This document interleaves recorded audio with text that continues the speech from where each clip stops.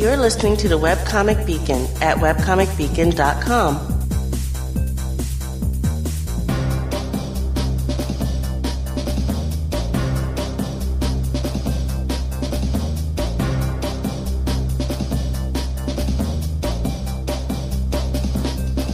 Welcome to episode 227, good grief, of the Webcomic Beacon here at webcomicbeacon.com, a part of the Webcast Beacon Network, covering and promoting creativity and the creative process since 2007. Webcomics, comic books, comic news, tropes, and web fiction, all at webcastbeacon.com, and we are hosted on the Rampage Network.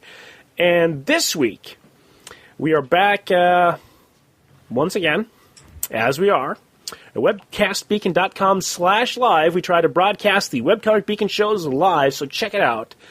We got a couple of people in the chat room right now.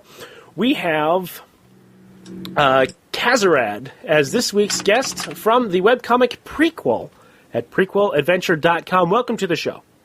Hey, what's up? And I forgot to mention that we also have Mark Savory back with us as a co-host. What do you mean back? I'm here. What do you? Hi, how are you? Hello there.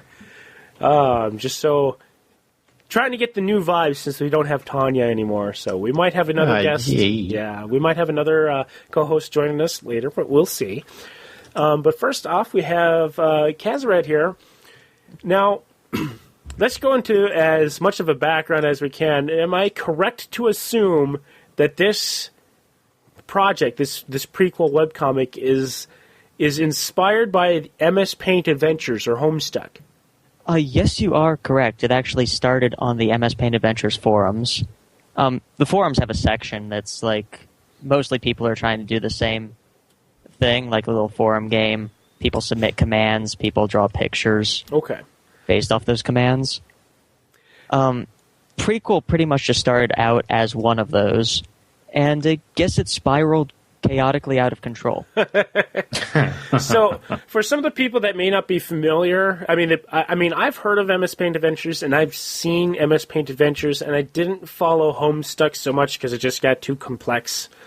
It's like, Well, I've been told that a great selling point on Prequel is that it's not as complex as Homestuck. Okay. I take that as a compliment, I guess, but... Well, no, it doesn't mean that it's super simple, but it's like, I mean, come on, it's like, yeah, Homestuck had like all this stuff with like crazy inventory and runes and it's just all this stuff. It's like, it's so much to try to keep track of. I think my favorite instance of this was, what was it, back in October. I remember Andrew Hussey and me both released big updates on the same day. On his, there was like 13-year-old kids destroying universes. In mine, there was a cat finding a fork. I think that sets up the parallels well. Yes. So let's try to explain what the MS Paint Adventures basically is. Would you like to do that since you've been well ingrained into the community? Ooh, I don't know if I'm qualified to do that. I guess it's basically like it started out sort of as a forum game too, as far as I understand. The original MS Paint Adventures thing he did, Jailbreak. Okay. And then he started posting on the website. I mean, things like that existed before with like the forum games, people submitting commands. I ran one myself before MS Paint Adventures did, but okay. I think Andrew Hussey was the first person to sort of take that format and webcomicize it, I guess. Right. So how does this... Okay, now, before I've heard of MS Paint Adventures, I had seen people try to do choose-your-own-adventure style webcomics, which I'd never see last very long. Sorry, go on. Yeah. That was it. Oh, well, I think the problem most people do when they do the choose-your-own-adventure style stuff is... Well, they try to make it so, like, literally every reader who's going through can choose his own adventure, basically. Like, you pick an option, takes you to a different plot branch, and the branching stuff, like, I don't know if you ever worked with game design or anything like that, right. But if you have branching paths like that, it gets out of control so fast, it's not even funny. Like, you end up at some point where any event's going to have like 10 permutations of it, depending on what's been done beforehand. Right. With MS Paint Adventures and stuff, the other forum games, it's more like it's only being played once, and then everyone else is reading the log of how it was played. Yeah, that makes a lot more sense. Yeah. So, one thing that I've noticed. Okay, you were talking about, like, people are submitting commands. Now, I'm guessing that this is sort of, like, in the style of, like, old text RPG adventures on the computer, where you walk into a room and you're given, this is all is here. It's sort of like crowdsourced of what the character's gonna do next, but but whoever is running the comic that's doing this ultimately picks or condenses what's going to happen. Or how can you explain how this command submitting works? It sort of works differently for everyone who does it, I guess. Okay. Like, I mentioned the start on the MS Paint Adventures forums, they had a section for doing sort of like these MSPA spin-off things. That entire section hates me right now, I bet, for calling them MSPA spin-offs. Okay. But, basically, like, people take different approaches to it. I've seen some people who make a concerted effort to use every single command that's submitted to them. I'm sorry, car going off in the parking lot. Don't know if that shows up on the microphone or not. Nope, it's good. Okay, cool. Some people make concerted effort to use every command that's submitted to them. Some people just sort of like pick the best one. Something that I decided I was going to do when I started with Prequel is everything is sort of filtered through the main character. Like her subconscious. Yeah, it's her subconscious. Everyone's playing is her subconscious, pretty much. Or I guess whoever's narrating right then. I switch it up sometimes. Okay. Oh, right. Because I have noticed that. I remember that on the MS Paint Adventures where now you're so-and-so. Decide what's going to happen. So yeah, I don't do it as much as he did. Yeah, not as you did it. Well, I have no idea of time because you don't update like absolutely regularly. So when I was going through the archives, I couldn't tell you how long ago that was. But I do want to say we have Alex Heberling on the show from the Webcomic Beacon newscast joining us. Welcome. Sneaking onto the podcast, guys. Oh no, it's Alex and stuff sneaking onto the podcast. So I'm on your podcast talking about ponies. Yes, ponies are bad. Oh, she's from alexsguide.net. So if you hear her pop in, she is now introduced. So it won't be weird. Hello. hello. Just got done recording the newscast, actually. So Excellent. good timing. Yes. So I would like to go back to the beginning of Prequel, which is okay. First off, Prequel. Yeah. Why Prequel? Is there something else to this, or does this have to do with what originally started on the forums, or? It's not a huge secret, but it's largely based off the Elder Scrolls series of games. Okay. I try to make it as accessible as possible if people have like played them or not. But people that have played the game Oblivion possibly recognize that it is inspired by that. Oh, okay, interesting. Yeah, like if you couldn't pick that up, then I think that is a testament to how well I've made it accessible. Well, I didn't have my own horn there. I didn't have an Xbox at the time, so it's like that wasn't a game that I just remember when that game came out, people would not shut up about how good the water graphics were. Oh God! And that's all I really heard about the game. But the water is so awesome. Look back at how those look these days. Well, yeah, now it doesn't. Yeah, like just following where it goes. I thought the water in WoW looked pretty good too, but whatever. Anyway, so the beginning of Prequel starts. Just fill us in on give us your sort of pitch for Prequel. Ooh, I guess it's a hard question because the convention pitch type thing isn't something I ever thought that much about with it. Like, in a lot of ways, this is sort of an experiment for me. Okay. With doing the webcomic stuff. Something I like doing is just seeing how other people interpret it. Most of the quotes on my About page, or even like the subtitle on the website, Making a Cat Cry the Adventure, was all stuff that other people described it as. And I just kind of run with that. So I'm going to have to go with It's Making a Cat Cry the Adventure, because that's apparently what people think it is. I like one of the if I may, one of the quotes here is, "Everything is a federal fucking issue, and it's also trying to make you miserable." Yeah, that's kind of the way of it. I have to guess you're a little bit evil. I think. I am a little bit evil. Especially in the last couple of updates, for those listening to this show, mid-April 2012, I was like, no, don't do that. No. Oh. I've gotten more messages about people like throwing in the towel and quitting reading at this point than ever before. Really? But it's funny, at the same time, I'm getting like lots of messages from people who absolutely love this direction. Mm-hmm.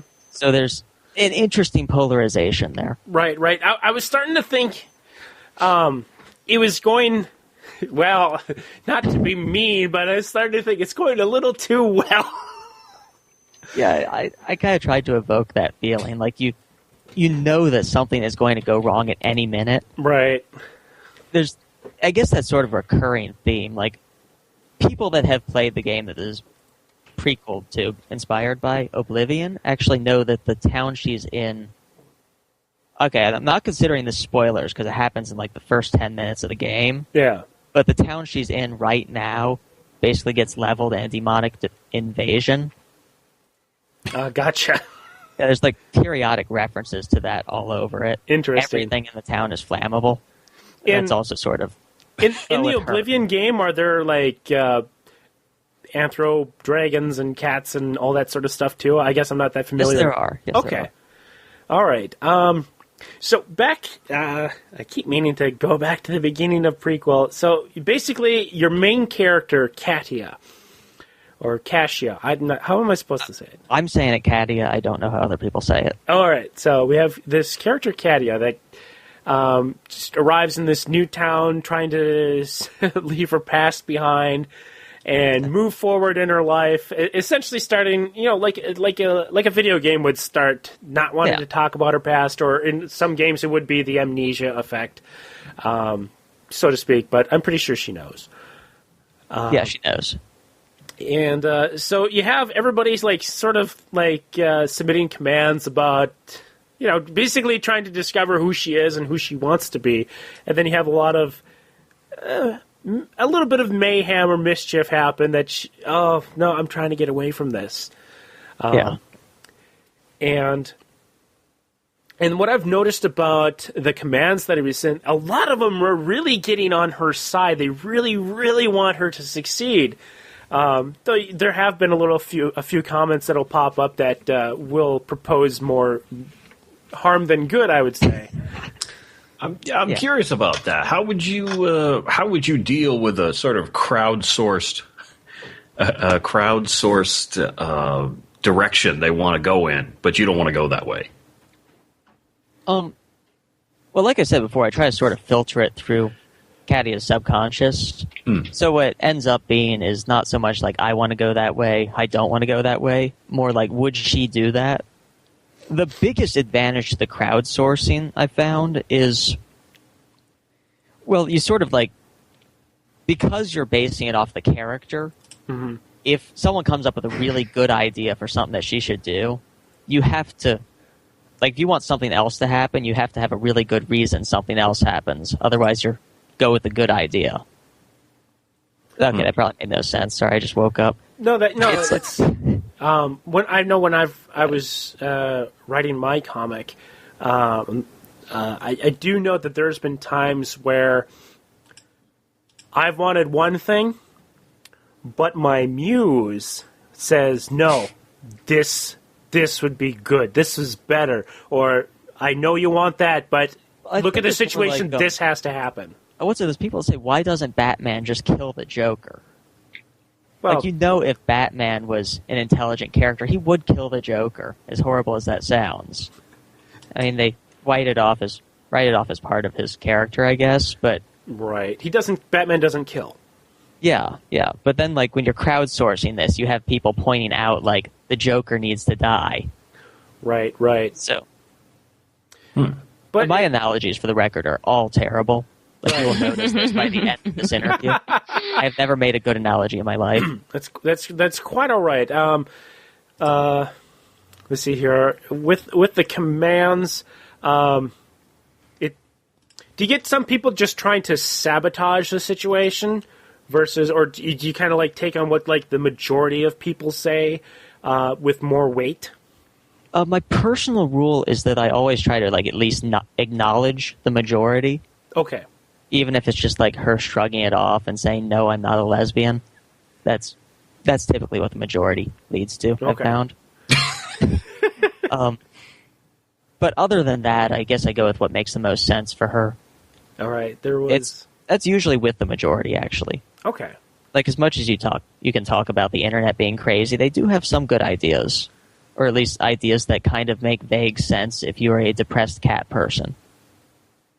Like, wow, yeah. I guess that's a compliment to the internet. Yes. And with that, we're going to take somebody's in the chat room using Katia Madigan's name. All right, so we're going to take our first break. And when we come back, we're going to approach a question that was asked on the live chat. This program is a part of the Webcast Beacon Network and is hosted on the Rampage Network. Follow us on Twitter at Webcomic Beacon. Email us at webcomicbeacon@gmail.com or leave us a voicemail at 1-320-310-0922. Love the show? Please grab the iTunes or RSS feed. We're also on Stitcher.com with Stitcher Smart Radio, an on-demand service where you can stitch podcast and radio show feeds together for your own personal streaming service. The Webcast Beacon Network, covering and promoting creativity in the creative process since 2007.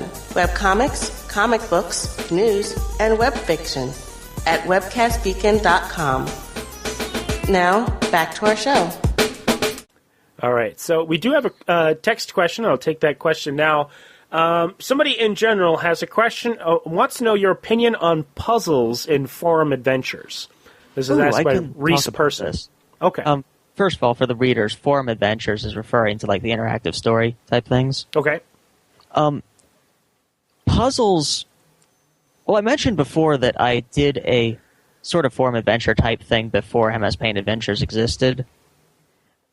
This was like years and years ago, and the internet was new, and ideas were, well, not internet was new, but it was like 19, or at least 2000 something, I don't know. But that's not important anyway. It was new to me. Yeah. So I tried something with more puzzles in the past. I found that it didn't actually work out that well. Like, maybe my puzzles were just too hard. They tended to stump everyone. It killed any semblance of plot direction the thing actually had. Okay. And it was more like, I remember this Penny Arcade comic. It was like saying Missed the Movie, and it had someone staring at some levers saying, what happens if I pull this one? Okay, nothing. I guess I pull that one. It was more like that than an actual story.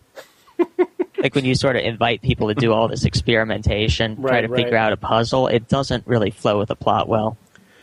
With Prequel, something I tried to do is, like this time around I had more experience with it, so I was trying to make it so the plot is moving forward no matter what. Like if there's anything that's like a puzzle, it's either something that the readers hit or miss. She'll either succeed or fail at it. But either way, it's just sort of like tumbling forward. Yeah, I would assume that the best type of puzzles might be just sort of left for... there's like this... there's this show called Car Talk or something like that on NPR where they have something called The Puzzler. Mm-hmm. And basically it's this riddle or puzzle or whatever that they say, if you get it, you call in and... because there's only going to be one answer to this particular puzzle sort of thing. So, and then they just say we had 50 people that were correct, random winner of those people sort of thing, and it just goes on from there. I mean, I'd almost assume like something extra fun for, I mean, unless it's like a clearly designed puzzle for like which direction that she needs to go or you know, kind of which corridor or. But one thing I noticed that you guys that you do, or I have done a couple of times, was I don't know if you made this or if you had somebody make. It's kind of like this sort of RPG game where you. Oh yeah, Adam. Where you have the whoever's on the website take control of Katia, just walking around and talking to people and picking up stuff and. Yeah, that's inspired pretty heavily by something Andrew Hussey did. Like, I don't make it any secret that I am trying out a lot of his ideas, seeing how they work for me. He tried the RPG thing, so I kind of wanted to give it a shot too, and I can see why he did it. It's fun. It's an interesting way to introduce a lot of information at once, I found. Right. Yeah, I don't quite remember that back on MS Paint Adventures. But if you gave up on MS Paint Adventures when it got complicated, you probably never saw this. Snap. Yeah. But I just remember this is so cool. I just walking around. I mean, I don't usually like those type of games, but it's a nice little additive for the webcomic experience. I mean, truly. Yeah, it's like whether or not everybody does what they're supposed to, if they are mad about talking to everything, bumping every single wall, clicking on every single thing. I know that doesn't matter because, that's something fun for them to do. You're going to have Katia, do what she's going to do and need to know anyway, right? Yeah, well, sort of. Like one of the things I learned from that is that the really, really big interactive parts don't work as well as the smaller ones, I think, because a lot of people are going to get different experiences from it. Right. Like, some of the stuff she says later about pole dancing, that's not going to make sense to the reader unless they found the arena and looked around in there. Right. Yeah, I'm going to leave that surprise for anyone who reads the comic. Because I think it cracked a lot of people up when I found it. Yeah. I did get a text question once again. We had a question of what inspired you to make Prequel, and I think we kind of already answered that, but is there anything more to it other than you were inspired by MS Paint? There was actually a number of things that led to it, I guess. Oh, okay. Pretty much all MS Paint Adventures related, but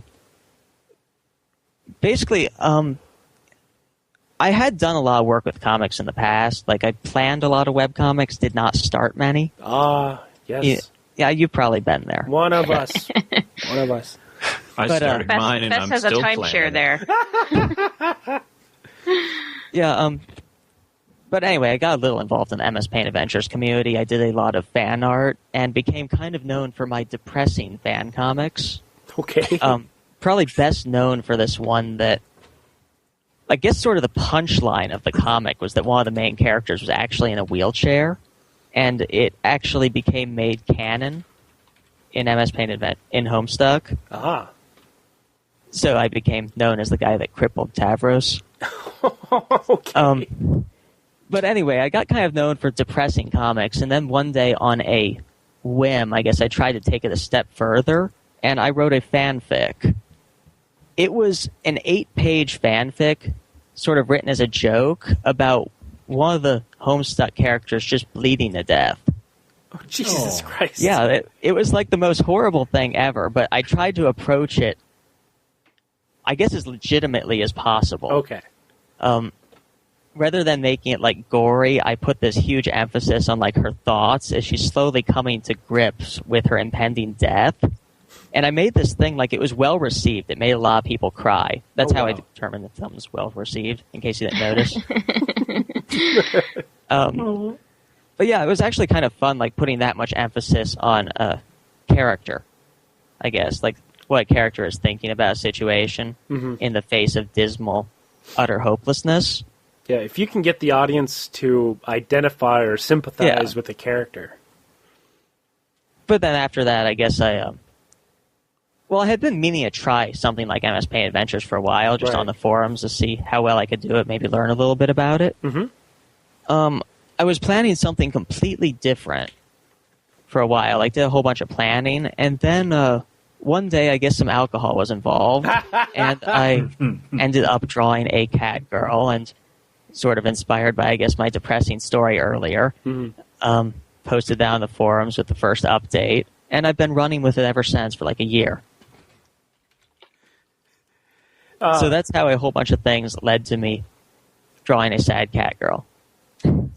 Sad cat girl. Oh. Sad cat girls in snow. Yeah. Oh, yay. Do you particularly like the sad stuff, or just like being evil? Ooh. I don't know. I admit that I kind of like playing with people's emotions. Like, it's no big secret among people that know me that's pretty much why I majored in psychology. So, and economics. There you go. I like messing with people's emotions and what they do, that kind of stuff. Okay, well, that's the economics. What about the psychology?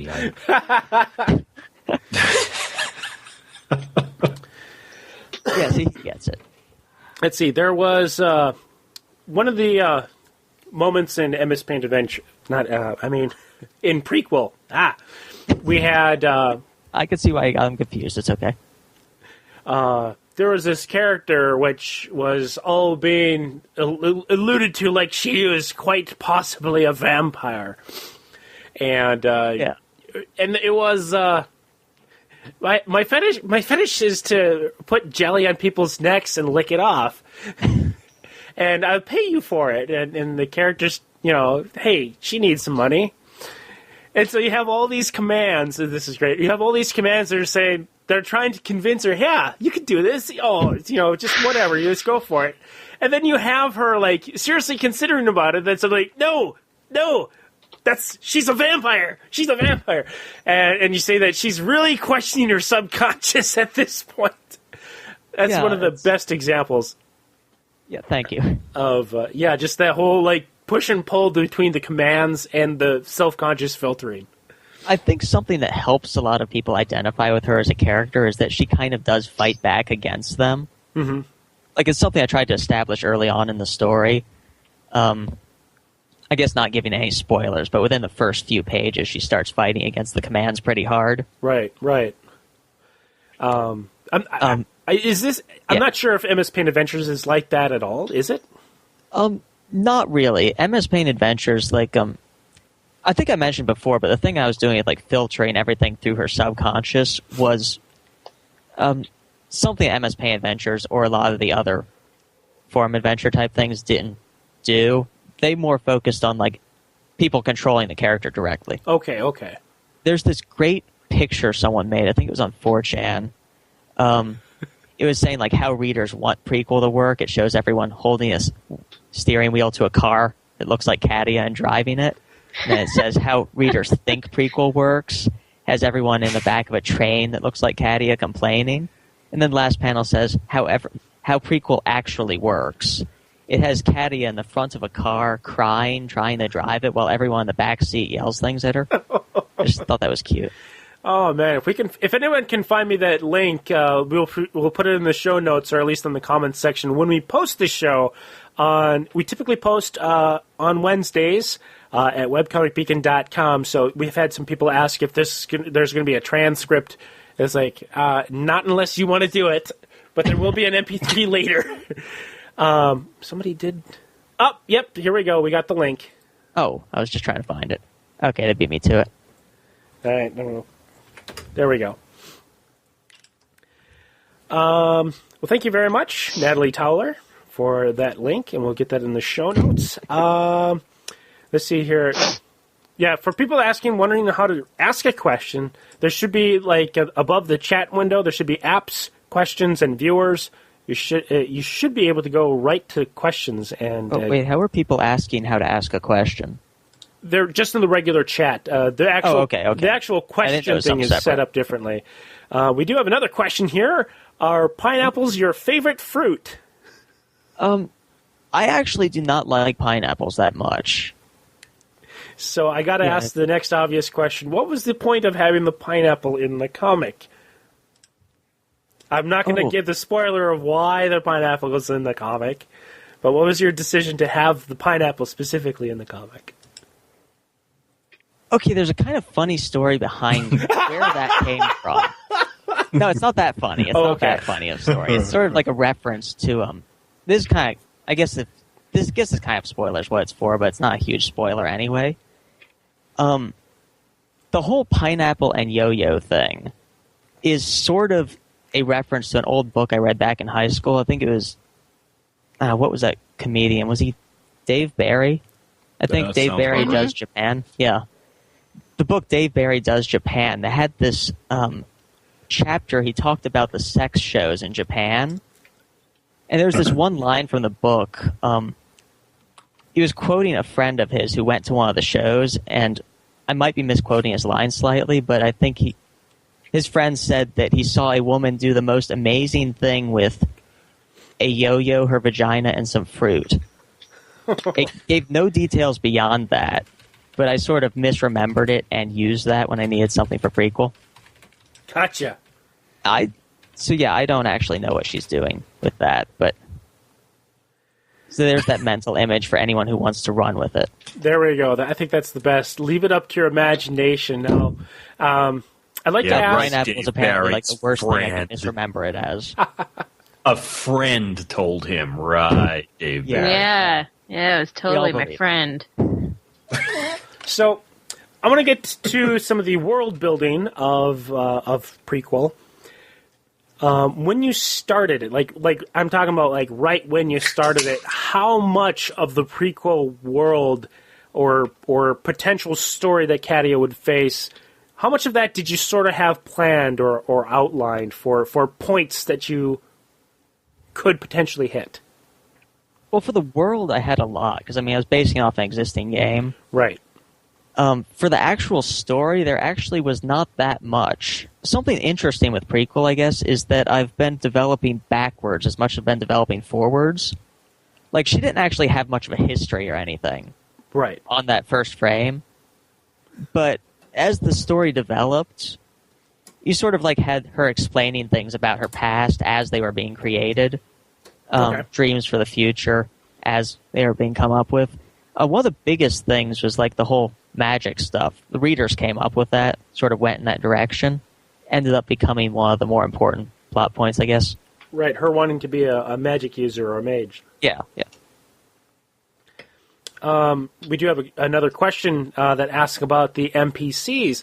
How do you flesh out the NPCs? Or how much are they fleshed out?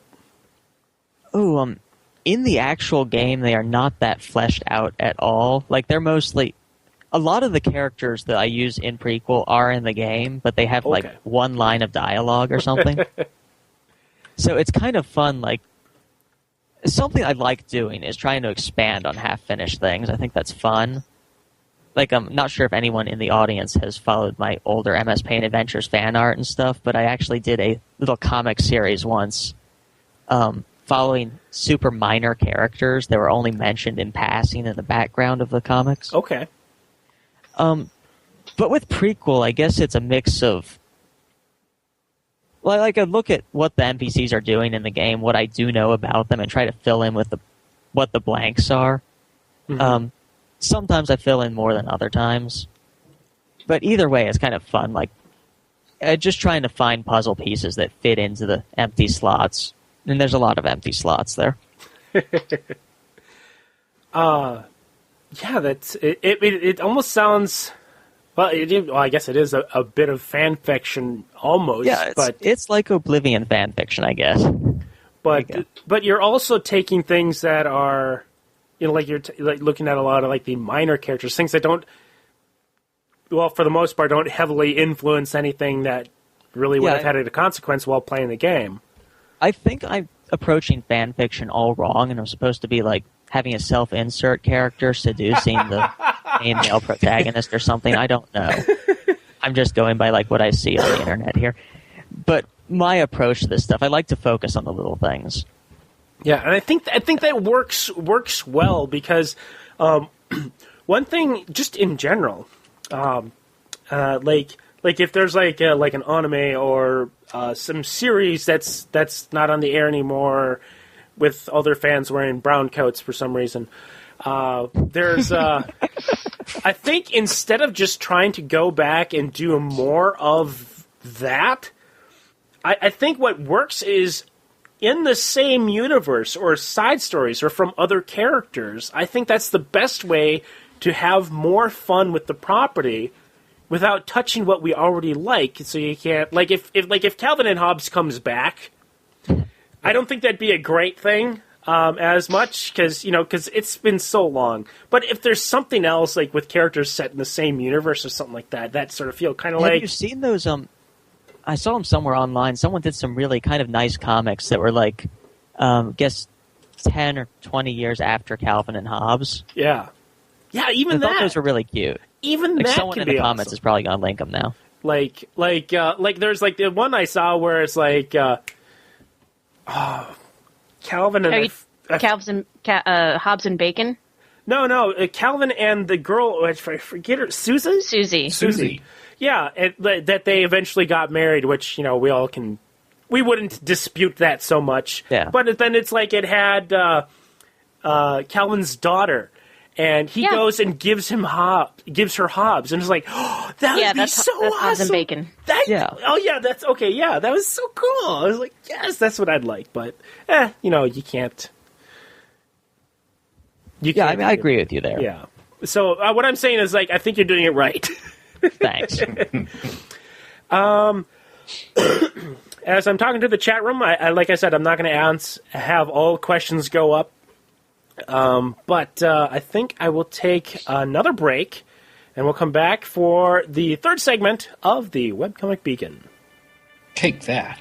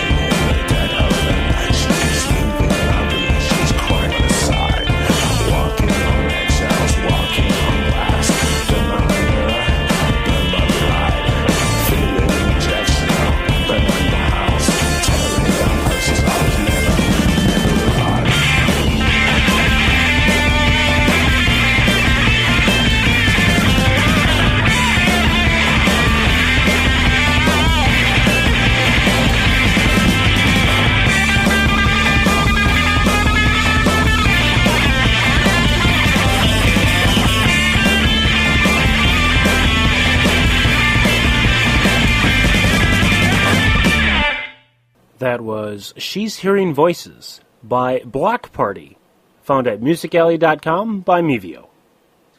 By the way, Mark and Alex, feel free to ask questions or interrupt me, or because I talk a lot and I understand that, and I'm trying to deal with that issue. Come on, I'm hardly hearing from you guys. I know that's Say hello. That's the thing. My problem is that I had never heard of your comic before today, and Bess was like, "Hey, come on the show now." I want This must all sound so weird if you never heard of it. I had not heard of it either. I'm like going through it now, and it's I'm on like page 3 or something. Yeah, I found out I can't read somebody's comic while on the show because then I'm not. Unless somebody else is on talking, and then I can just read. But that's the thing, Tanya used to be the one that really kept me in line, and she's not here anymore, sadly. And if we had Kelly on, I think she's being a pretty good counterpart if we can get her on again. She usually has a lot to say. And anytime that I don't have to... Isn't she? Yeah, and anytime I don't have to say anything... I'm like neurotic narcissistic, I think. You think? You think? You think? You think? You think? So I'm going to look at some of the questions. We're back, by the way. We have some more questions. There is no break. It is an illusion. All right. I'm going to have this question. Is there anything that you wish you had done differently looking back? Ooh, not really, I think. All right. Yeah, that's short answer. I mean, I'm not trying to make this sort of like might be mispronouncing this Latin magnum opus. I think that's it. That's correct. This isn't I'm not trying to make this my greatest thing I've ever created. It's sort of like a forum game I started while I was drinking. So at this point, it's become more like a learning experience. If I make mistakes, I just kind of try to run with it and cover them up rather than feel much regret about that. Mm-hmm.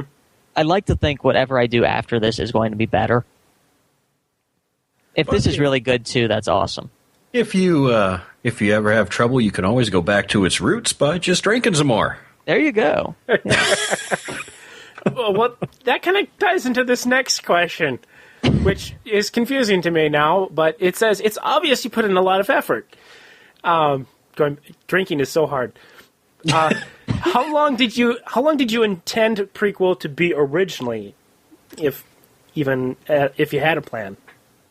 For length? About as long as I intended to be right now. Well, I thought it would move faster, but it turns out it's a lot of work drawing lots of pictures and writing text. Especially when you animate the GIFs and everything. Yeah, that too. That's just drawing more pictures. Yeah. But I thought it would move faster. I mean, I think my the length estimates for from a story perspective probably haven't changed much. I mean, people that know what it's based off of know there's a certain point where it just can't be a prequel anymore. Right. Well, I think a big difference. Once again, going back to MS Paint Adventures, I think there's a lot of cut. I'm pretty sure there at least by the time I stopped reading it, there's tons of cut paste and a lot of reused stuff. I don't know how much you reuse. You seem to have a lot. You do reuse some characters and stuff, but they're still doing more stuff than just standing there with their arms at their sides. I reuse a lot of stuff. I think one of the reasons this has gotten further than my other webcomicking attempts in the past that never really took off is because I could do stuff like a talking scene with just pasting two people together and moving their mouths. Mm-hmm. Whereas before, I'd feel compelled to keep switching up the camera angle or something. Right. Yeah. I don't know why I'm doing hand gestures while talking about camera angles. No, I know exactly what you're talking about, actually. But this time around, I'm doing a lot of copy-paste. I mean, something that I respect Andrew Hussey for when he started MS Paint Adventures was that he approached the copy and paste and the stuff like stylistic changes as a part of the style rather than something to be avoided. Right. If you look at Caddy, she looks almost completely different every time I draw her, and that's okay. I switch the things up enough, go back to older ones enough that it's not showing some kind of artistic development. I can actually draw better than you see in Prequel. do have some professional art education. I can do not pixely art stuff. But I guess like the fluctuating style and stuff and the copy and paste, I respect that Andrew Hussey made that a part of the actual style. That's one of the things I tried imitating. Okay. And I think it's worked well. Like, it's actually been fun to use. So, at a certain point that the prequel will come to an end. Have you considered the other end, like an epilogue? Or a sequel to prequel? I've thought about it. I'm not going to say anything conclusive on that, I guess. Okay. But then I'll have to ask, do you have a particular, if and when this comic is going to end, this is how it probably should end? Like, I have a few ideas. Okay. Yeah, that's kind of a... I think that answers one of the other questions I just pulled up on here that basically asks if there's just going to be a sequel to prequel. Yeah. Yeah, I talk about things like I respect Andrew Hussey for. One of the other ones is that he makes his stories sort of short and self-contained. Well, short's probably the wrong word for anything he writes, but... Yeah. Like, you look at Problem Sleuth. It ran for something like 2 years, had a definitive ending, it tied up all the loose ends and stuff. Whereas a lot of webcomics are sort of written with the idea, this is going to continue forever and ever and ever, or until I die. No, I'm writing this with like a definitive, at least a time point that it's going to end. Then I'm probably going to take off on something else. Yeah. If we did have another question that was asking whether or not if was Prequel a prototype webcomic meant to be your first attempt. And I think you already answered some of that, saying that you had lots of ideas. But I done a lot of planning phases stuff for webcomics. Lots of stuff with like trying to get a consistent art style. So I can, draw the hundreds and dozens of camera angles while doing a conversation scene, that kind of stuff. But, yeah, I'm not sure if the next thing I do is going to be a webcomic. I've been liking the game design parts of Prequel more than the actual comicking parts, I think. No, there's a lot of possibilities. Anything that you would do after this, would you let the characters be, or might you try to, whatever your next project is, might you incorporate any of this, or just leave well alone? I think at the very least, I'm going to use a whole lot of stuff I learned from this. Right. Like, I think working with Prequel, I have learned more about writing and dealing with readers and stuff than I have on any past projects. Possibly just because it's the biggest one I've done so far. I gotta ask. I have no idea what your traffic is like, but I'm certain it's solid. Why don't you have any ads on your sites, like Project Wonderful or AdSense or anything? Because you probably utilize that. Go ahead. Well, I guess. Sorry, I was thinking a wrong question there. I thought you were asking why I didn't advertise for a second. As for ads and stuff, like I guess I just don't think they're that important. Like, I'm not in dire need of money or anything. I'd rather keep the site sort of clean looking. I suppose. I don't know. Maybe after a few years, you'll come to realize. Hey, God, I don't want to be just here how poor we are. Yeah. But yeah, Yeah, I think I did try Google Ads for a while. I had a kind of bad experience with them, I guess. Like, what's it? I thought that I was cheating the ad system. They asked me to send in an appeal and repealed all the money I earned. And then I sent in my appeal, and they're like, whoops, guess we were wrong. And no, you don't get your money back. So I was like, screw you, Google Ads. Yeah, they did that. That's weird. Yeah. But yeah, I tried the ads for a while. They were not... I don't know. I mean, I don't like Project Wonderful that much. No offense to Project Wonderful people. Just because they're a little too flashy for me. Too colorful. Don't really fit. Google Ads. Yeah, Google Ads, I like that you can choose the color and stuff, but at the same time, I have never seen an intelligently chosen Google ad. Like, I know when I tried it out, it was during the that part where she was throwing the fireballs, and it kept putting ads for Fire Magic grills. like the grill brand. Well, yeah. That is awesome. I wish I could just give it a hint and say, like, no, advertise some fantasy webcomics. But you can't influence Google Ads. Well, sometimes, though, like, I think the best thing Google Ads does is when it's unintentionally funny. I remember, what was it, some Dr. McNinja page where someone was getting attacked by birds, and Google put up an ad for bird repellent. I thought that was pretty great. But it's not like anyone who's reading the comic is actually going to get bird repellent. Right. Well, you can also. I went through. I have Google Ads for some of the pages that I do, but you can go through and say what type. I unselect automotive ads. It's like we don't need automotive ads. I'm pretty sure. Just things like. You can tweak them a bit, but yeah, there's just not as much control as I'd like. Yeah, we should have somebody on the show at some point for ads or something. That'd be interesting. I'd watch it. Well, it's audio, but okay. No, I'd listen to it. We used to, back in my day, we used to get stoned and watch the radio. I don't remember what that's from, but I remember that being funny. But so let's take a look here. I think we're getting down towards the end of our time.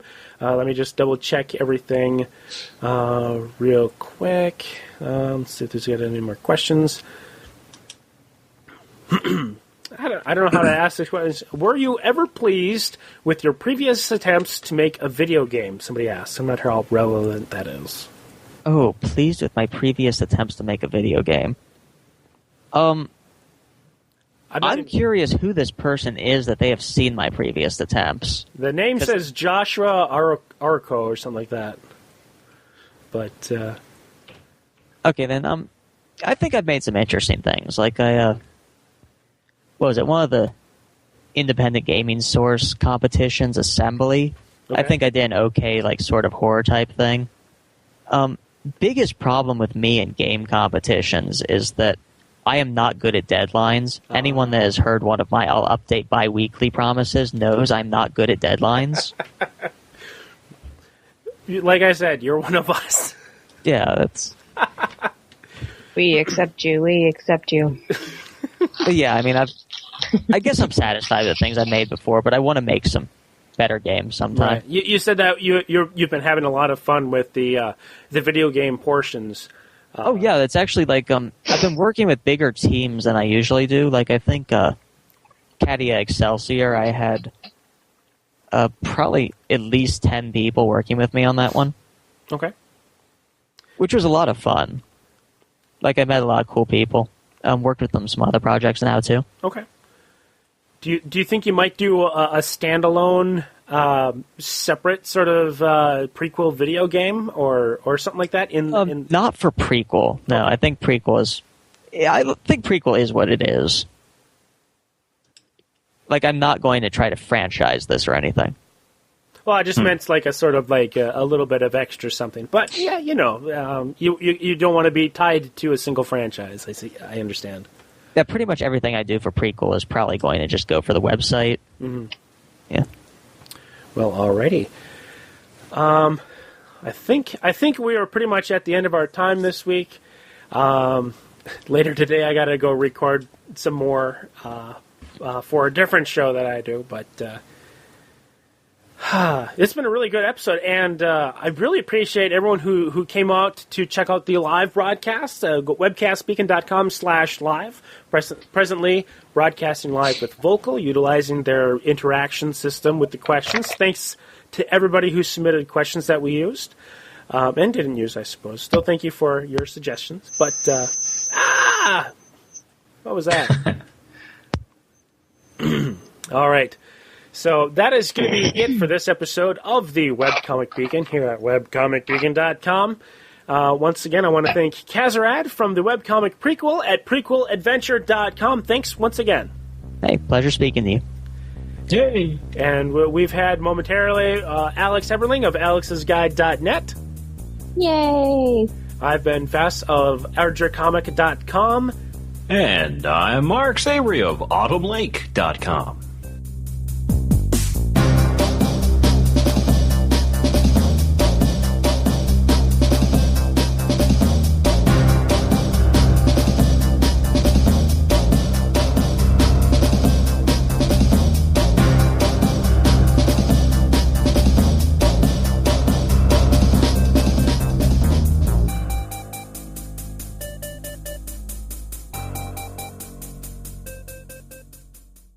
Well, there's no reason for it, I don't think.